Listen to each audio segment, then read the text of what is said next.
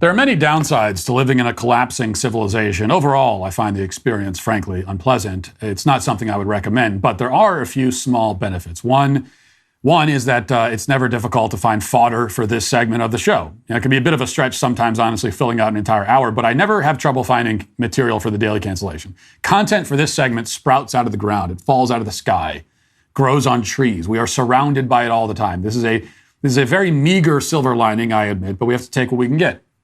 And in our culture, there is always someone next in line presenting my next daily cancellation segment to me, doing my work for me. Today, it's the Wall Street Journal with an article about what it calls the hot new invite, divorce parties. The article begins, quote, after Brandy Stellers finalized her divorce, she invited close friends to a soiree in May. She mixed signature cocktails, hung a Bye Felicia banner, and handed out fake rose petals to toss in the air. Party decorations included a photo of a pair of penguins torn down the middle. I ripped the penguins in half because penguins are monogamous birds who are supposed to mate for life. She says, well, I'm not your penguin anymore. The newly uncoupled are throwing themselves blowout bashes to mark their liberation from unhappy marriages, almost like reverse bachelorette parties. I wanted to celebrate not a divorce, but a new chapter with people whom I love, who want the best for me, says Stellers, who works at a cloud computing company in Columbus, Ohio. Divorce used to be something to be ashamed of due to societal pressures and stereotypes, says Nicole Sodoma, a divorce lawyer who wrote the book, Please Don't Say You're Sorry about the topic. But today, people have really decided to nip that societal shame and instead embrace being divorced as another stage of life that some of us experience. By the way, I like the bit about penguins, because what she's basically saying is that I am not able to live up to the standard of a penguin. Okay, penguin, that is a moral standard that I cannot meet. Penguins.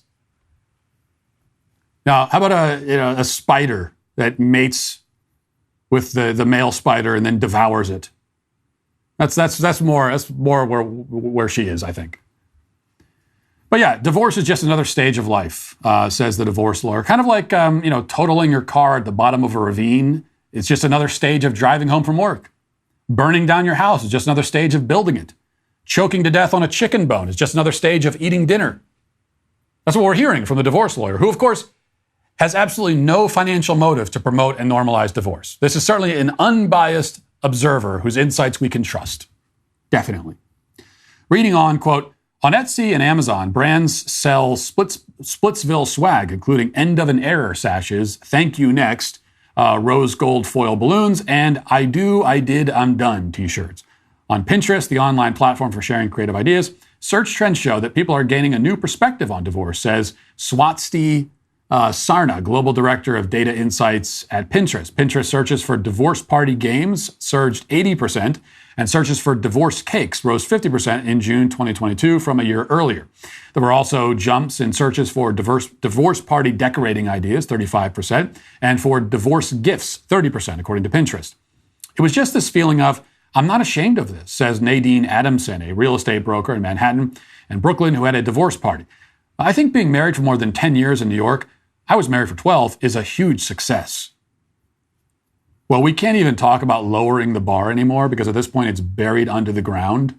You barely have to lift your feet to get over it. You can crawl and get over the bar at this point. It's never been more clear that the left is giving up their morals and any common sense that they maybe once had. There is no better time to build a daily habit of prayer and meditation. Building a habit of prayer can help you cultivate an attitude of gratitude. Focusing on what you are thankful for can increase positive emotions and improve overall well-being. Hallow is the #1 Christian prayer app in the U.S. It's helped me maintain daily prayer routines and can help you do the same. Download the app for free at hallow.com/Matt Walsh. You can set prayer reminders and track your progress along the way. Not sure where to start? Well, check out Father Mike Schmitz's Bible in a Year podcast, available on the Hallow app for brief daily readings and reflections. You can pray alongside Mark Wahlberg, Jim Caviezel, even some world-class athletes. With Hallow, you can customize a personal prayer plan that works for you. Listen wherever you are with downloadable offline sessions. Using Hallow to connect with others who share your beliefs and values can provide a sense of belonging, it can give you support, and foster a sense of community as well. Ultimately, we'll learn how we can become better individuals in spite of today's broken world as we strive to become more like Christ in our daily lives through prayer, fasting, and giving. Download Hallow at hallow.com/Matt Walsh and get 3 exclusive months free. That's 3 months absolutely free at hallow.com/Matt Walsh. Being married for 12 years and then divorcing is a success, she says. A huge success.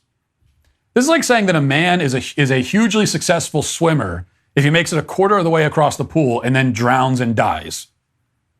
I can imagine Nadine watching the guy sink below the surface, because of course she wouldn't try to help him, and declaring, wow, he's just like Michael Phelps. What a great swimmer.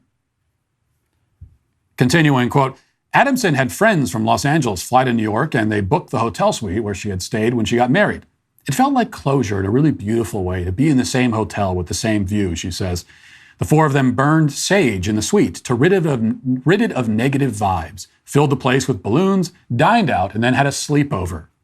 Adamson also continues to post on Instagram with the hashtag divorce party, not because she keeps throwing them, but as a way to highlight her new life, such as upgrading her brownstone with a cozy wood-burning fireplace. I guess divorce parties are a thing, a Reddit user wrote a few months ago in a post that drew nearly 4,000 comments.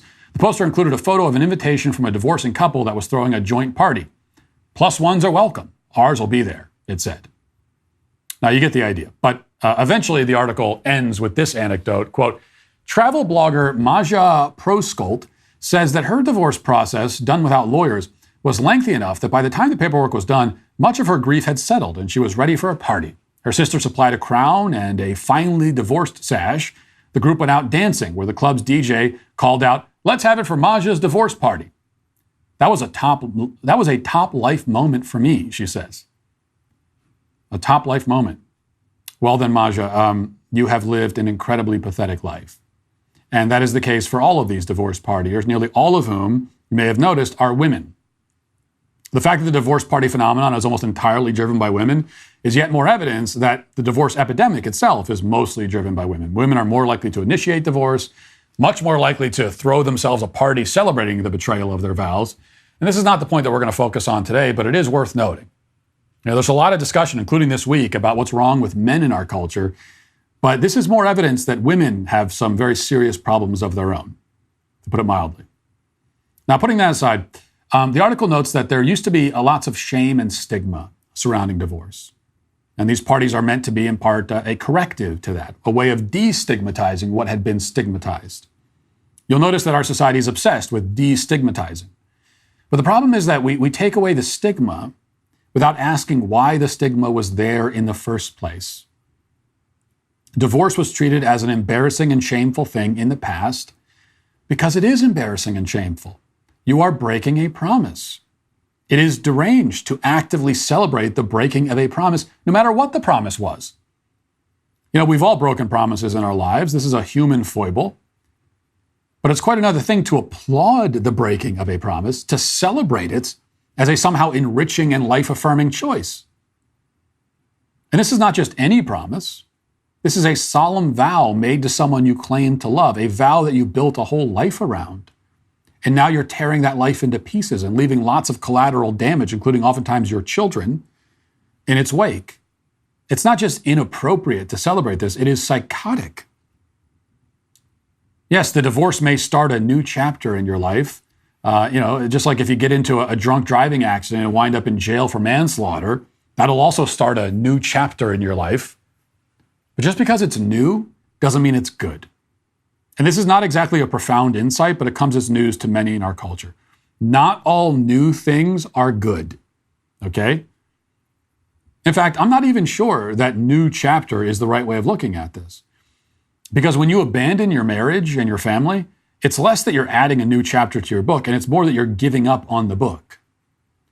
You began writing the story when you met your spouse, and you wrote a story together. It's a saga full of joy and hardship and love and sacrifice. Divorce is not the next chapter in that book, but it's the abrupt and unceremonious and unsatisfying and anticlimactic end to the great novel that you had been composing together. Now you start a whole new book. But the thing is that you're going to so often find that the new one is at best a pale imitation of the one you gave up on, the one you ruined by ending too early. Divorce is not anything to celebrate. It's something to lament. So if you have a ceremony to commemorate your divorce, it should be less like a bachelorette party and more like a wake, with an open casket displaying your broken promise and your broken family. A somber occasion of mourning. That would at least be honest. Still kind of weird, though. And that is why divorce parties are today canceled. Hey, YouTube, thanks for listening to the show. If you'd like access to my full show with no ads, you should go to dailywire.com and use promo code Walsh to get 2 months free on all annual plans. See you there.